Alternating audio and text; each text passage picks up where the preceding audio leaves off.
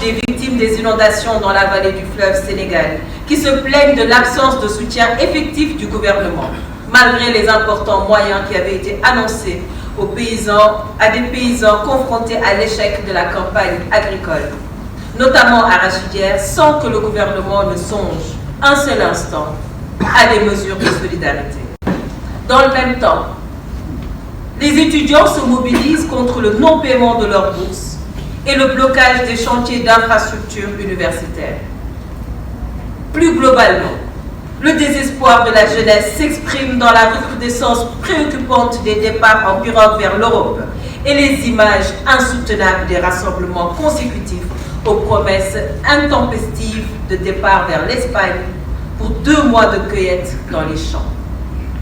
C'est donc peu dire que d'indiquer que la désillusion a commencé à s'installer partout sur le territoire national. Ces raisons majeures fondent notre engagement à nous mobiliser pour défendre notre République, dont les valeurs fondamentales se trouvent gravement menacées par les agissements du pouvoir PASTEF.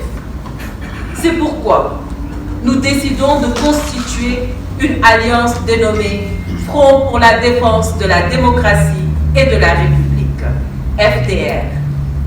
La vocation du FDR est de rassembler l'ensemble des forces vives de la nation en vue de donner forme et contenu à la résistance du peuple sénégalais contre les politiques néfastes du pouvoir PASTEF.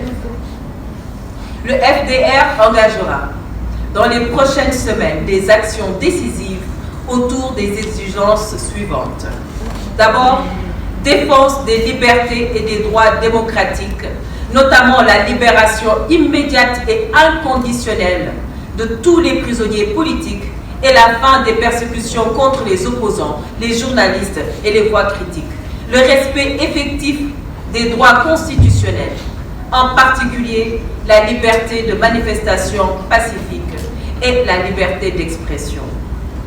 Deuxièmement, gestion démocratique du processus électoral et notamment l'ouverture immédiate de concertations politiques autour de l'évaluation des élections présidentielles et législatives et la revue du code électoral, la révision concertée de la législation sur les partis politiques, respectant le pluralisme et l'ensemble des garanties offertes par la Constitution.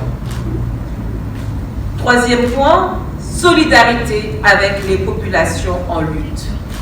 Le FDR apportera un soutien actif à l'ensemble des luttes engagées par les forces vives pour défendre leurs droits sociaux et économiques contre les agressions du pouvoir PASTEF. Je vous remercie.